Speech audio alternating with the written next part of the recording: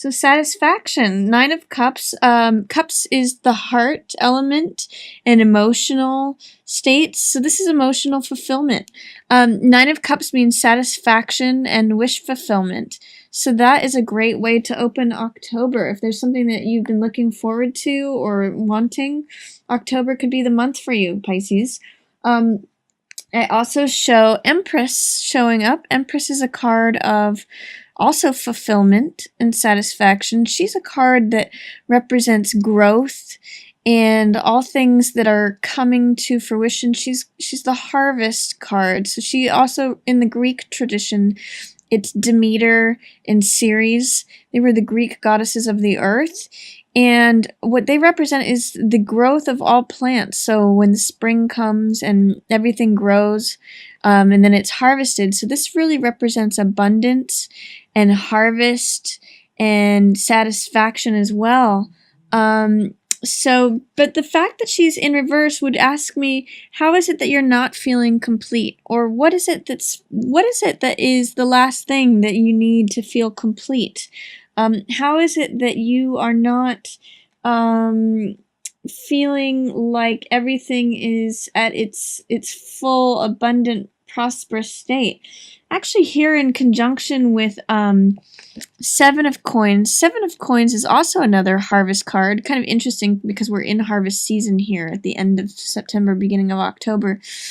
And Seven of Coins is the farmer card. So he is literally also about the plants that grow. And for him, it's usually financially related or related to the physical realms because that's what coins represent. So how is it that the seeds that you've sown, how is it that they're showing up? Are you gathering the fruits that you have, are you reaping the rewards and the fruits of the plants that you've sown the seed of? And farmer also represents patience.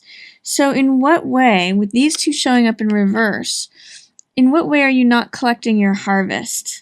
Or are you not feeling like fully satisfied or rich from the work that you've been doing or the seeds that you've been planting? Is there some way in which you have all this abundance and prosperity available for you, but it's being blocked? And I think some of that answer may be in relation to this Two of Swords card. Two of Swords is stagnancy. It's not being able to make a decision. And it's just, as you can see, she's blindfolded in the card, and she's just stuck. So the way out of Two of Swords energy is just to make a decision and take action. All she really needs to do is put down one sword and pull off that blindfold and just step forward. So the solution to Two of Swords energy, which is being stuck, being stagnant, not being able to make a decision, being in dilemma, kind of just checking out, and it's non-action. The answer to that is taking action. So just it doesn't matter if it doesn't really matter if it's the right sword or not. You just choose one, and then you can always change your decision later. But it's important to take action, is what this card in reverse says. You have some nice things showing up. You've got the Star card. You've got Nine of Coins, which is luxury. There is a way in which you may go through some period of feeling like you are left out in the cold. That's what Five of Coins says. So Five of Coins is a card about choice of focus. If we focus too much on the material plane, we can sometimes feel like a beggar, like we're left out in the cold, like we have been through some really hard times, like we may not have the money that we need. We may feel like, homeless, or that we're always asking for help or needing help or care or concern. But what the point of this card is that there's this spiritual world that is full of light and radiance and warmth that's always available to us, that always is a source of comfort. And we just need to remember that. So with this card in reverse, it's how are you forgetting that you have this connection to the divine? How are you letting this Five of Coins energy get the best of you and feeling cut off and bereft and disappointed and lonely? You always have this warmth available to you. So how are you forgetting that?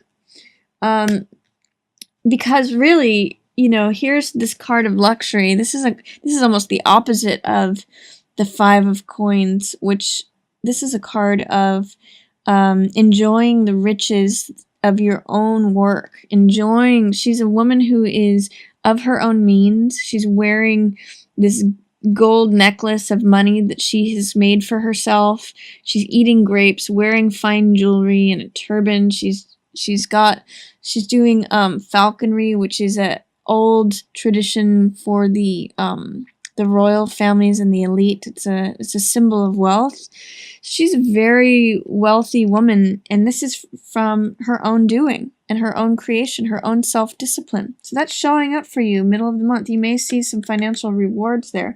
As long as your focus is on the spiritual world and not just completely looking at brass tacks, you may have to see that your luxury and your wealth are in satisfaction. It's in this line of prosperity and abundance. You may have to realize, like, you now have everything you need. And also you have a certain amount of radiance and confidence in the middle of the month. This is Queen of Rods, Queen of Fire, or it may also be partnership with someone who is a fire sign. So this could be Sagittarius, Aries, Leo. This could be someone that you go into business with or you make money with. Luxury is showing up with this Queen of Fire. So this could be you, Pisces, in your confidence, radiance, boldness, being attractive, being just in your own radiance. Or this could be a fire sign that you're partnering with. Either way, whether it's you or someone else, it's definitely, she's showing up to help you and showing up to show you that, your own confident way and your own boldness, your own radiance is the way to go here. Or it could be someone who typifies that you're spending time with, and, money is good with them. It also shows that the star in reverse. So, with these two cards surrounding the situation and both in reverse, star is about hope, and it's also about shining your own inner light. And with both of these cards in reverse, what it's saying is that don't lose your own hope. Keep hope alive. With both of these cards in reverse surrounding the middle of the month, it's saying don't lose hope. Because this card can kind of be a card of loss of hope if the focus is too much on what you don't have or how you've lost things or, financial loss. And then that can make you lose your own self-acceptance, radiance, hopefulness. This is a great card of hope. So this is saying it's showing up. Just make sure that you keep it alive. Keep hope alive towards the middle of the month. And then you've got all this chance for luxury and radiance to shine, but you can't lose hope. And then towards the end of the month, Pisces, here's some funny cards together. These cards are both about trusting your intuition. So what this card is saying is, High Priestess is a highly intuitive card. This is an inner knowing. She has all the information, and she draws upon it by getting quiet and listening. Chariot, on the other hand, she's about the subconscious mind, and he's about the mind and the will of the mind to create victory and success. You can see in both of these cards, they're guided by the subconscious. She has this crescent moon showing up in 2 sections, and he's got also this crescent moon in 2 sections. Both of these cards are a lot about duality. She's got the 2 pillars, and he's got the 2 horses. So this has kind of got the 2 energy. It's also got 11 energy of flashes of insight. And he balances between the right and left brain, the passionate mind and the logical mind. He makes decisions based on that. But what him in reverse is saying is that your decision making may not be in full effect if you're trying to force things.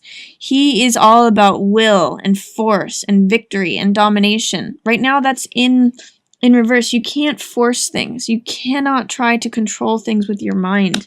You need to just let go and be receptive and tap into the intuitive, quiet subconscious mind that she knows the answers without even trying. He can sometimes try to force things. So this tells me at the end of the month, you do need to rely on your intuition, which is showing up for both of these cards, but you can't try to force things to the submission of your own will. That's in reverse. The more you try to do that, the more things may go awry. And this is saying, these cards here are saying that you may have some sort of partnership revolving money, revolving around money, involving money with someone that you may know from the past. So 6 of Cups is innocence, it's childlike wonder, it's sentimentality, it's people showing up from the past. And this is 2 energy as well. There's a lot of 2 energy in this whole bottom row. So there's intuition, not forcing things, people showing up from the past, and then maybe some sort of partnership. This can mean joined money. This can mean a contract. This can mean moving in together. This is basically shared money, shared finances, shared resources.